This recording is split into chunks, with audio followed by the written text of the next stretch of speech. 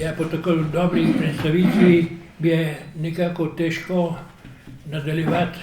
Upam, da bom s potrebnimi podatki nekako nadomestil globino misli, ki jih je izrazila Alenka, kateri se zelo zahvaljujem, ker je v pravem času, oziroma prezgodaj, ko bi pisali v Mostu, nekako smo zamudili neko priložnost, ampak je zdaj nadoknadila. Mogoče je bolj primeren čas danes o tem govoriti, o Mostu in zalivu, kot nekoč pred 10 leti mogoče. To je stvar, ki so jo nekako počasi razumel, ker danes dejansko smo pred avtocenzuro. Jaz pišem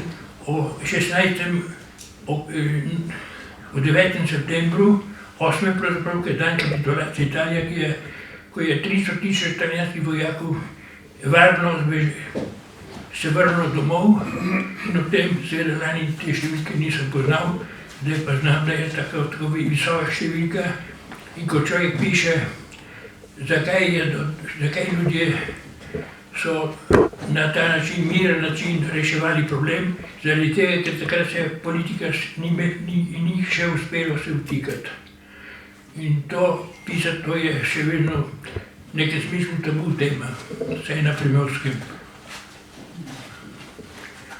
Bomo videli, če bodo objavili. Na dan prihajajo vsi mogoči, tako bi rekel, druge reakcije strani navadnih ljudi, ki so to doživeli in ki so potem, ko so skušali kakšno tako nevšečno stvar razkriti, se ni našlo priložnosti in to skuša seveda zamejski del, ki je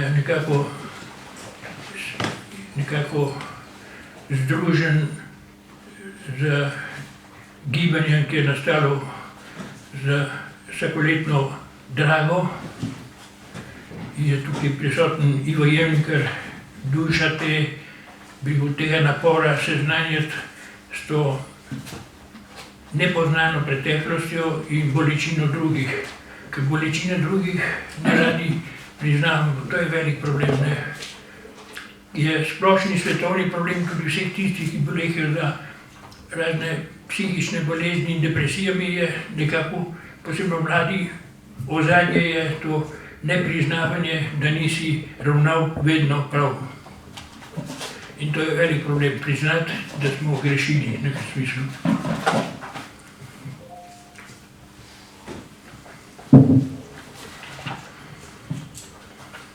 Ja, ne gre mi tako lahko od rok, ker so komaj 2 leti mimo, odkar mi je možganska krvavitev nekako prizadela del možganov, ampak ne toliko, da ne bi mogel biti priseben, ampak ni pa tiste, ko se spomnim, ko sem napisal moje srečavanje, kot je popravil Grafenauer za Ampak, takrat sem mnogo boljše pisal.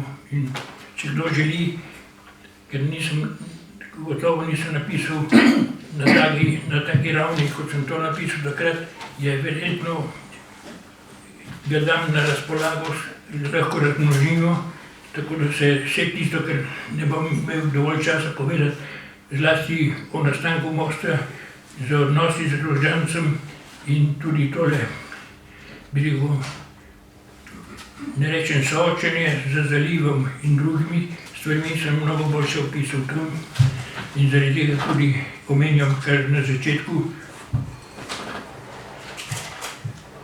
Tako da na vse način, glede na to, da nas je bilo več, moram nekako osvetliti, da sem ves čas bil pri reviji zraven, ampak kot spremljevalec, kot nekdo, ki želi stvari pomagati, da se uresniči. Tako da sem jaz bolj spremljevalec dogodkov, zaradi tega sem vedno spremljal arhitekte, da sem se od njih naučil tisto, česar nisem znal, ker krajinski arhitekti znamo marsikaj, ampak ne vidimo pa prostora na tako plastičen način, kot ga vidijo arhitekti. Jaz sem dosti delal z Radonikarjem na Trgu revolucije oziroma republike in drugod, tako da sem se marsikaj dolgujem ravno tistim 70 letom, ko so bile seveda najbolj dali po glavi, ker so presegli mejo dovoljenega. In dolgo časa se spomnim, kako mi je profesor Ravnikar razlagal, kakšna je Jugoslavija, ko smo govorili o Črnigovu, rekel, tam moramo govoriti o klanih.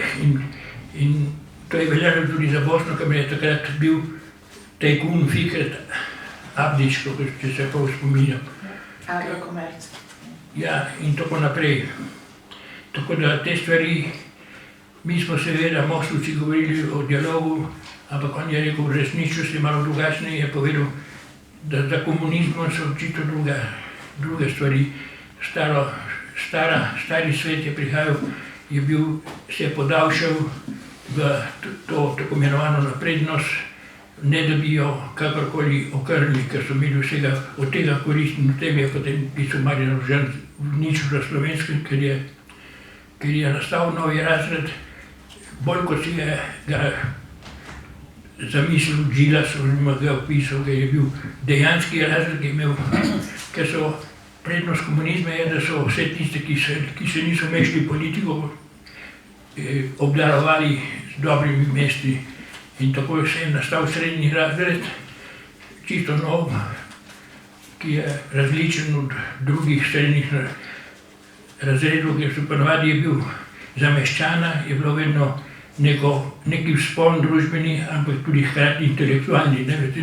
Tukaj o intelektualnosti nekako se ni smelo govoriti.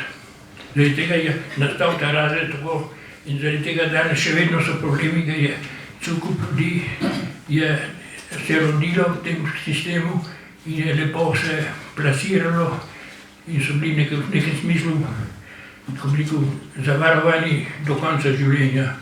To je treba razumeti, da imamo pravka še vedno s tem srednjim razredom, ki je nastajal v letih enoumja. Ja, kot rečeno, v določenem trenutku sem jaz prišel v most tudi v Parejo, potem v glavnem po zaslugi Leva Detela, škoda, da ga danes ni. In takrat, ko smo začeli, smo imeli problem odgovornega urednika in se moram zahvaliti tukaj prisotnemu uredniku Štoki, da je on bil tako prijazen. Seveda nismo pričakovali ne vem kakšnih zapletov, ampak da je bil dovolj na razpolago za srečanje, ker odgovorni urednik je tisti, ki je odgovarjal v nekem smislu, da ni za vsebino. V primeru, da bi prišlo do kakšnih brigov, da se ne bi nekdo čutil žaljenega in da bi reagiral s kakšno tožbo. Tako da sem moral pa zadostiti italijanskemu zakonu, kjer so imeli dva reda, publiciste in novinarje in časnikarje. Jaz sem moral napisati 10 člankov in si jih napisal v Novem listu, ki je bil nekako časopis, ki je združeval krščanske socialiste v zamejstvu in ki je, ne vem po kakšnem dogovoru, ga je podpirala takratna oblast, ker Novi list je bil preko gospoda Besednjaka, je nadaljeval s to, če so kaj dali, koliko so podali, ne njemu, ampak nam. Tako da je Novi list je bil tisti list, ki je nekako, ampak je imel med sodelavci Franca Jezo, ki je bil takrat persona non grata, najbolj nevaren človek v zamejstvu v tistih časih, ker je govoril o neodvisni Sloveniji. Ja.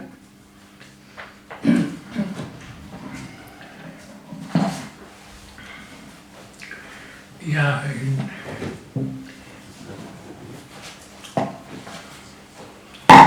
prostite, kaj vidim boljše brez očal. Ja, kot rečeno,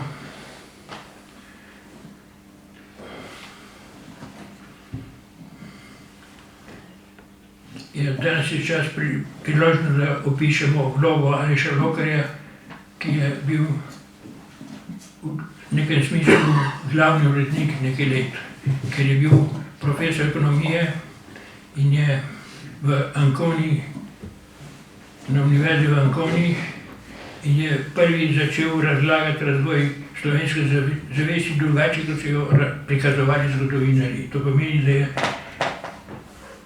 imel srečo, da je nekje srečal tudi Sena Hočevarja, o katerem vemo zelo malo, ampak je prav zasluga Aleša Lokarja, da ga je nekje srečal na nekem simpoziju ekonomistov v Ameriki, bil je profesor mislim, v Louisiani, stanoval pa je na Floridi, v Tallahassee, v Mehiškem zalivu, blizu Mehiškega zaliva. In kako je prišel v Ameriko, tudi ne vem, verjetno, ali je bil sin prvih emigrantov, ali se pozneje selil, o tem nič ne vemo, ker ne vem, zakaj nismo nikoli o tem govorili. In na vsak način, ko sem gospe Jaklič lani v Dragi dal tistem mostu, kateri je bil on, upam, da bo nekoč v Sloveniji se o njem več pisalo, ker je tako jasno vidne analize sociološkega in gospodarskega nastajanja neke elite, ki je potem zelo uresničilo sanje oziroma zamejstvo, da je človek se ni sramoval biti Slovenec, več je bil ponosen. To je zasluga te razlage, ki to stvar, to problematiko razlaga za sociološko, psihološko plati. In to je na drugi strani tudi imenitno izrazil Jože Velikonja, sin Nartija Velikonja, v katerem mora reči, da leta 1947, ko je bil moj profesor zemljepisa, je pisal prvič za Sovjetsko zvezo pismo, da naj pošljajo najnovejše zemljevide. In smo dobili, on, sin Nartija Velikonja, je pisal pismo v Sovjetsko zvezo, smo dobili krasne zemljevide iz Sovjetske zveze. Za reč. In je potem prvi, ko je bil profesor v Seattlu, to je ime po domorodcih v Seattlu, in tisto leto, ko sem ga hotel obiskati, ko sem bil na nekem kongresu za vrtnice v Vancouveru in so hotel, ampak ga ni bilo več, ker je bilo njegovo zdravstveno stanje ni bilo več dovoljevalo, da bi živel sam, in je živel pri sinovih ali hčerih, se ne spominjam točno, tako da sem prepozno pišel, da bi v Seattlu srečal. Ampak je tisto najbolj evropsko mesto poleg New Yorka ali Kanade, Vancouver.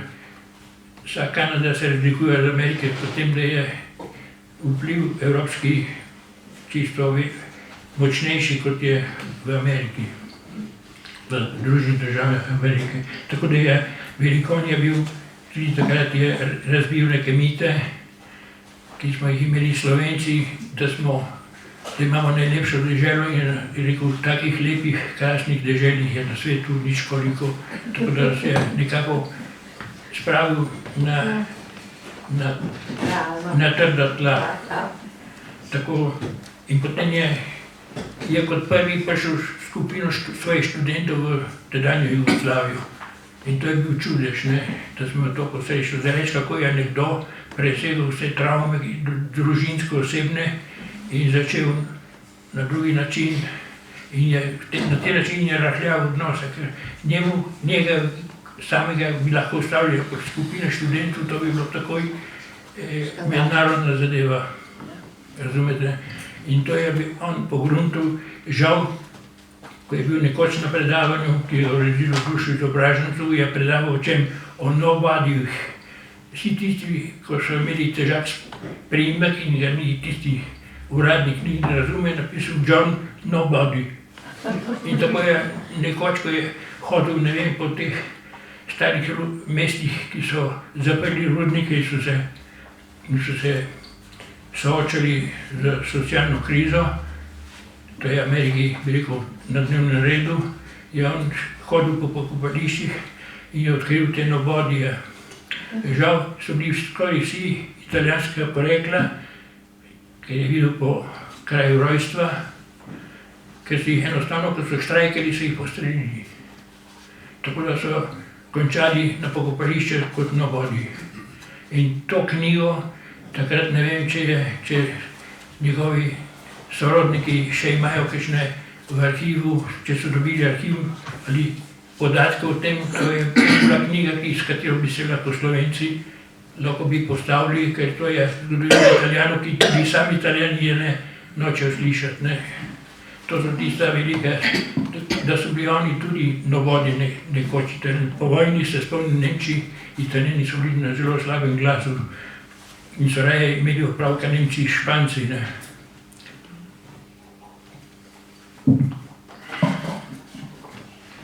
Oziroma, ko je, da gremo o zalivu, bi rekel, je prav Aleš Loker in imam s sabo številko, ki je ta, kjer govori Aleš Loker, ko je začel dialog z njim, je prišel na dan, da tudi smo bili različne generacije, mi smo bili svet mladega, takrat je bil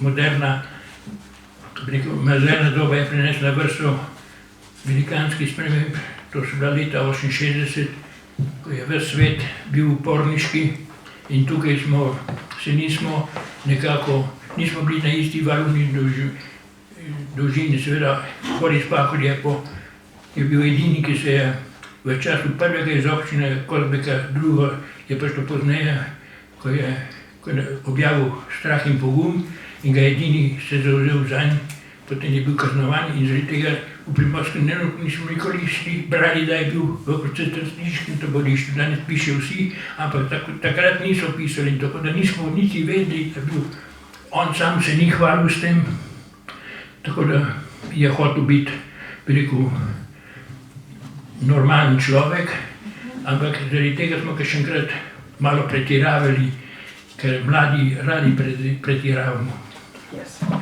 Nekoč, ko smo bili mladi.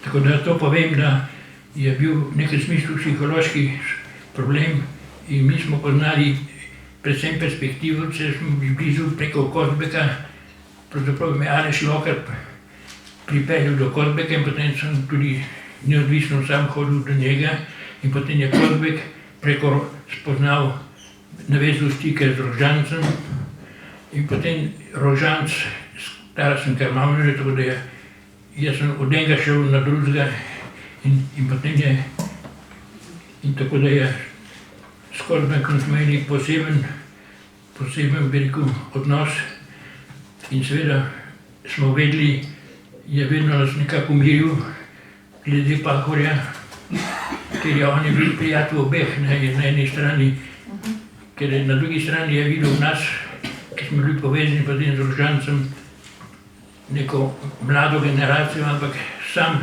kot je rekel, nekje zapisal, ne vem, če je zapisal, ampak povedal, priznal, Marjan Rožanc ni bil potem navdušen, ko smo ponudili, da bi stopil ponovno v javno življenje s temi krogom perspektivcev, ko so ukinili revijo.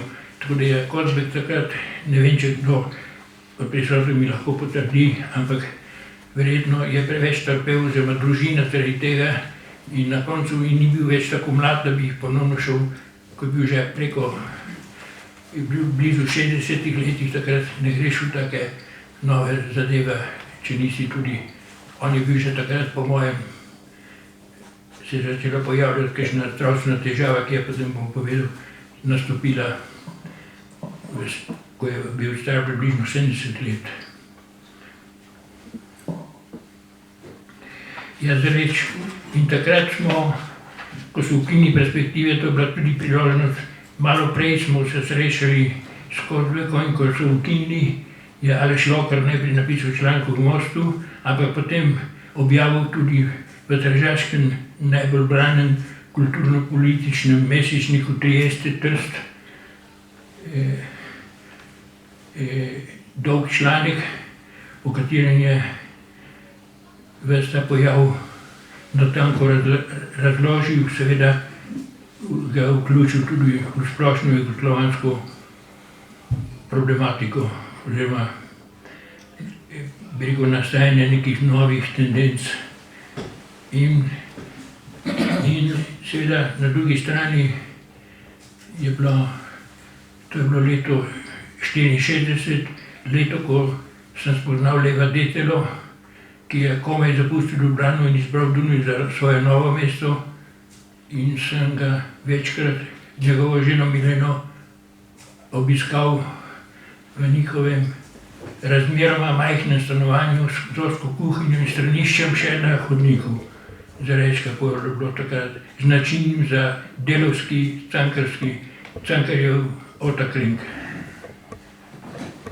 In potem so mu, ker je imel družino, smo dali novo stanovanje brezplačno v uporabo, tako da je za reči, kakšna bila razlika med Avstrijo, kako je bila Avstrija vedno kulturno, je imela kultura važno mesto, so vedno financirali, bom potem povedal, ko je v naslednjih stavkih.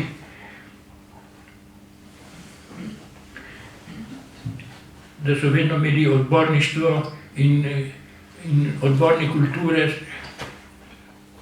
Mesta Dunaj je potem postal minister in je šel celo v Evropski parlament in je podpiral ne samo kulturnike, tudi sodobno arhitekturo, vse, kar je bilo novega. Zaradi tega so mesta v srednji Evropi polagajo dosti veliko pozornosti na arhitekturo, seveda tudi takratna Slovenija je bila zelo profesor Ravnikar in drugim arhitekti zelo, bi rekel, na visoki stopni in takrat sem tudi jaz dosti stvari napravil v Ljubljani in drugod, ker sem bil njegov sodelavec za zelenje. Če se spominjate, zeleni slapovi na Trgu Republike in cvetoča rdeča vrtnica, tisto sem jaz podpisal. Za reči, ker smo hoteli malo drugače, ne take uniformnega zelenja, več pluralističnega, če smem reči. In leta 1964 je Marjan prišel na obisk na Dunaj in smo s Podrejko dosti razpravljali, prav o pluralizmu, to bila tema naših pogovorov, ker je potem hotel, on kot je bil, tako bi rekel, je hotel videti svet malo drugače in zaradi tega je potem tudi prišlo do in tiste dni, ko je Boris Podrejka od tega osnutka prišel na tale in je tudi velikost je bila večja, to smo delali v stanovanju Marjana Rožanca na Sketovi, ko se reče, blizu Kordeljeve, in on je, Marjan Rožanc je zaslužen za to, da je kot prvi človek, kulturnik, veste, to je mora biti kulturnik in športnik, je razumel, da tista ljubljanska četrt, kamor je Slovan bil v nogometno moštvo, je napravil razstavo Slovanov in na tisti način so prišli vsi mogoče tudi tako imenovani manj vredni občani, oziroma socialno nižji, do nekaj svojega zadoščenja in se je Slovan nekako obnovil.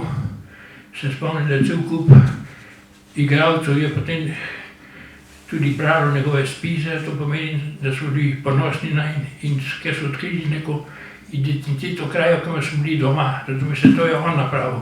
In potem so ga kaznovali, ko je bil predsednik Gorenc, ko smo hoteli dati Blutkovo nagrado, pa je ostavil on. Gorenc se mi zdi, da je bil ministrski predsednik, če se ne motim. Pa res nič ne vem. Ne, takrat ne. In potem je dobil tisto malo Prešernovo dvorano, so bil nagrado.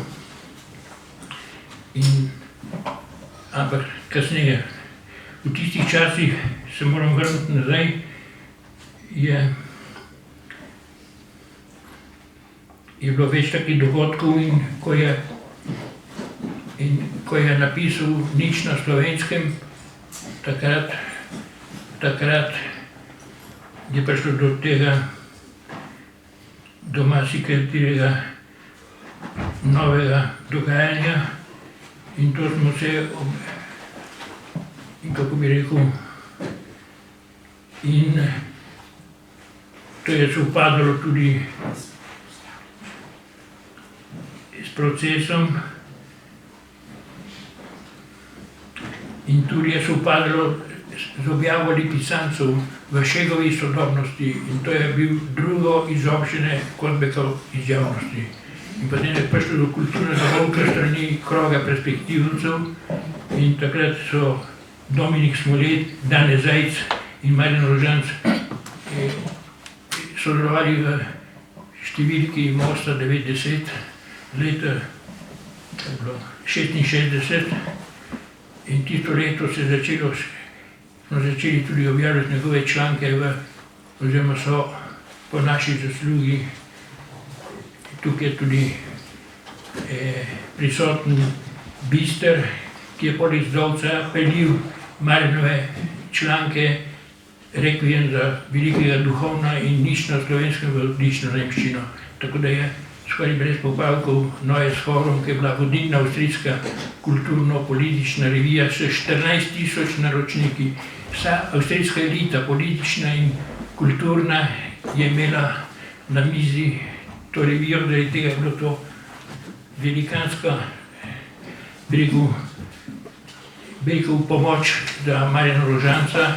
In ko je bil proces, je bilo še marsikaj se zgodilo, da je Logar ni mogel priti, ampak je bil zaseden na univerzi in zato smo šli tukaj prisotni Štoka kot odvetnik, Aleš Rebula in jaz, ker ne je prišlo na misel, zakaj ne bi šli na razgovor k naši nadgledom, ki je bila takrat, jaz sem napisal revija, dovolj močna, dobra revija, oziroma 14-dnevnik, ki je nekako krmaril med Stiljo in Karido, oziroma med čermi enoumja, kot sem takrat razumel.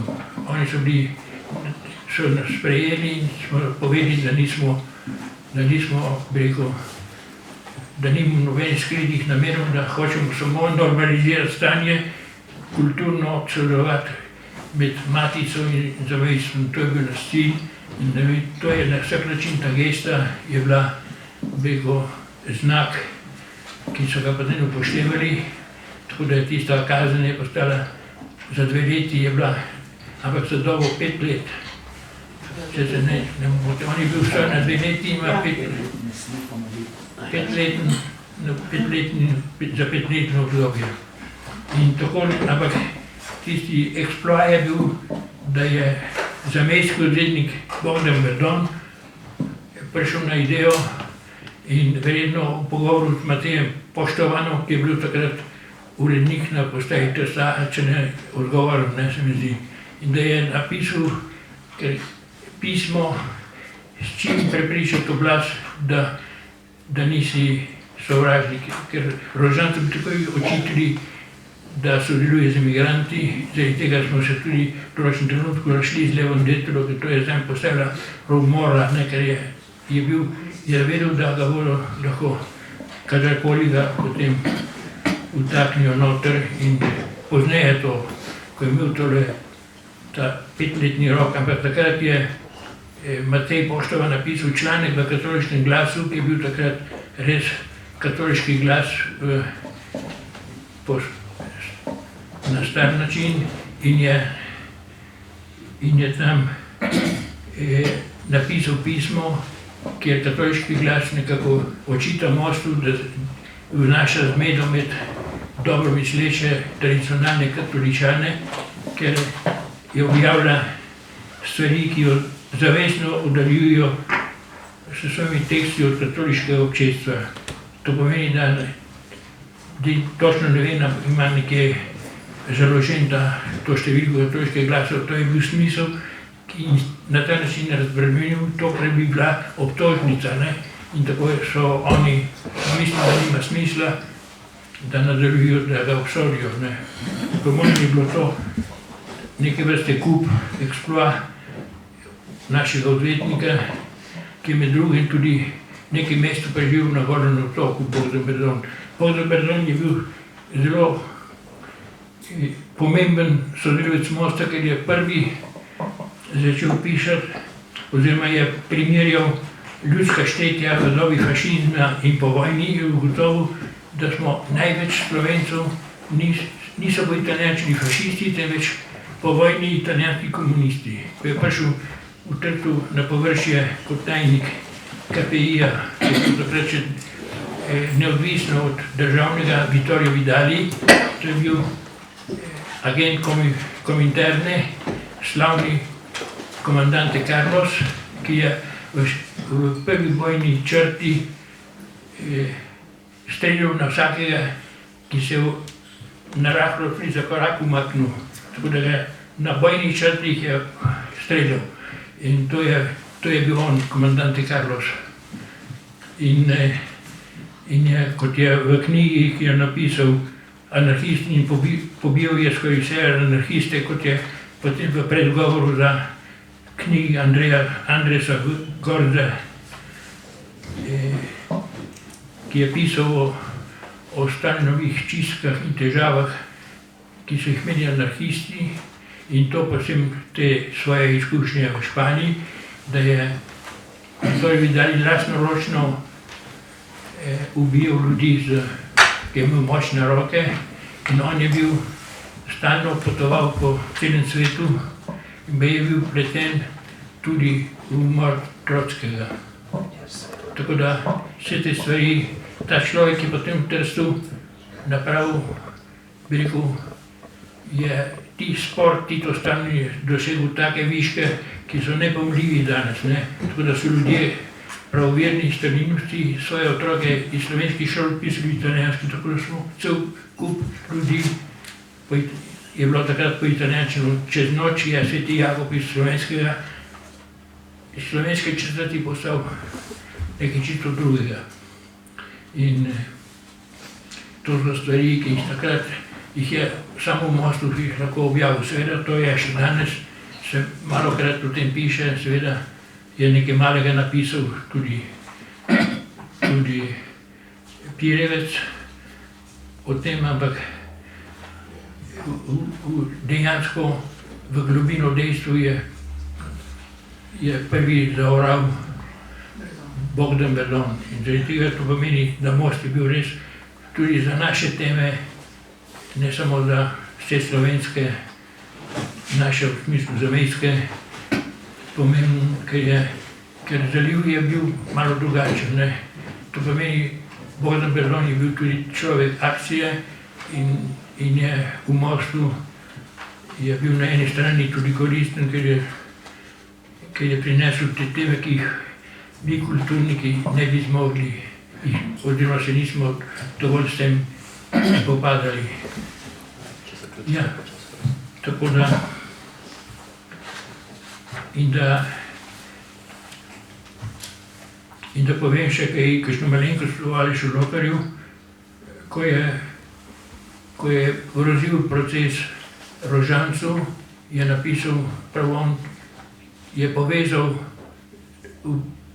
z objavo njegove strani na platnici revije Trieste, v zadnji je bil Nanos in Marjan, in njegov članek v tej številki 77 revije Trieste je napravil akcijo podpore in je zbral vso italijansko, tržaško pomembno kulturno elito, in potem na koncu je dobil 3 podpis Borisa Pahorja, tako da on je bil, jaz tega ne bi bil sposoben, ker on je znal to, kot ekonomist je znal nagovoriti, kljub polemiki je poznal, ga je nekako prepričal, in tudi Lojze Spacar, ki je bil takrat, ki je zmagal, je dobil neko nagrado na Beneškem bienalu, je bil zelo znan v mestu in tudi on je podpisal za Lojze Spacar, ki je ves čas bil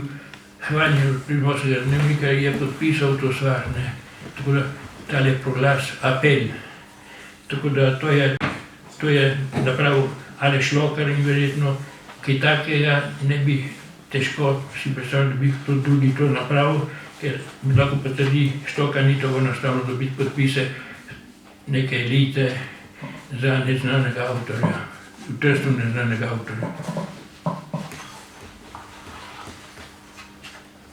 In vse te stvari so pomagali tudi, da smo objavili članke s pomočjo prej omenjenega Bistra in Dovca v reviji Neues Forum, tako da je tisti proces v Rožancu je nekako močno presegel naše običajne, bi rekel, zmožnosti. To pomeni, smo napravili nekaj več, ker smo res občutili, da je stvar resna in da je treba na nek način. In jaz vem, koliko let je presedel v zaporu in da je komaj posvojil hčerko in ta mora, to smo mogli na nek način preprečiti. Torej se nismo nikomu prodali, ampak ki je za to poskrbel.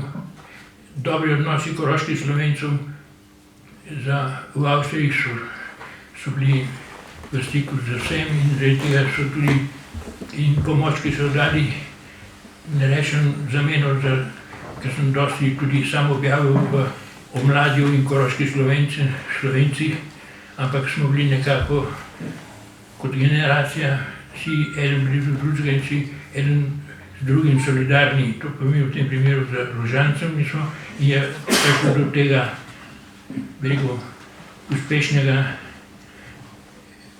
nastopa. Ja, mimogrede je Lev Dettela razširil obzorje, na kratko on je, karkoli je pesniškega, zadevalo pesnike, to je bilo njegovo delo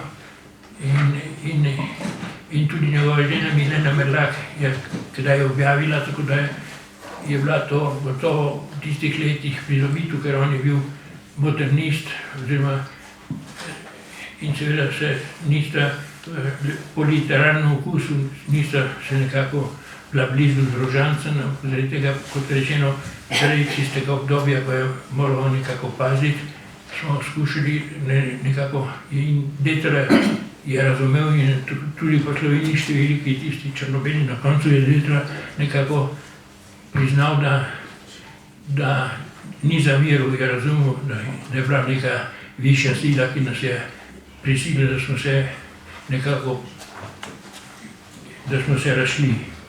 Ampak to je bilo samo začetek. Dobro. In danes sem prespal to noč, da ne bi zamudil pri novem hotelu Mrak, v katerem sem imel priliko, da ne vem, preko Rožanca ali Tarasa Krmavnarja, da sem spoznal Ivana Mraka in da smo tudi v Trstu naredili marsikatero predavanje v njem oziroma ga predstavili. Tako da Ivan Mrak, zadnji, kako rekel, bohem v Ljubljani, drugi bohem je bil sorodnik tukaj prisotnega Lokarja, ko se je pričel Valter Bianchi. To je bil pravi bohem, ki ga Ljubljana nikoli ni imela in ga še danes ne pozna, in to je bilo tudi tema za to mesto, ker pravi bohem ni, da si lepo oblečen, ampak moraš biti tudi na drugačen način, kot je bil tudi August Černigoj, o katerem je, kot je rekel Žiga Divnović, najboljši esej napisal Boris Podrega, ga objavil v Mostu. Če hočete vedeti, kaj je Bauhaus, kaj je bila avantgarda 20 let, kaj je bila svetovni pojav edinstven, to je bil August Černigoj in Boris Podrega je o tem napisal, da je eden najbolj uspelih analiz tega velikega umetnika, ki je dosti let preživel v Ljubljani. Dobro, s tem se jaz oproščam, da sem malo. In Teilharda de Chardina smo spoznali preko Giancarla Vigorelija, ki je bil urednik in izdajatelj Fiere Letteraria, ki v Italiji je bila kot Neues Forum v Avstriji, je imelo bralce z vseh mest in so prodajali po kioskih. In ta človek, takrat, ko bi morali napisati Novi perspektivi, so nekaj objaviti v vsej literariji oziroma knjigi, nam ni uspelo, ker je bilo težko zbrati človeka, ki bi to obdobje opisal v knjigi in zaradi tega je on, bi rekel, je pa bil, smo to stvar zamudili, da bi takrat šli v javnost, v Italiji, širšo javnost, in je on seznanil nas s Teilhardom de Chardinom, ki je nekako strukturalistično videl razvoj človeka in to pomeni tudi na novo pokazal neke nove vsebine, ki bi lahko imel katolicizem oziroma krščanstvo. Tako da je Most tudi v tem smislu, zahvaljuje se temu mednarodnemu sodelovanju, vnesel tudi nekaj, za kar nismo poprej vedeli. Tajade Šadlen. Kozbek je tudi ga poznal, ampak drugi manj. Hvala lepa.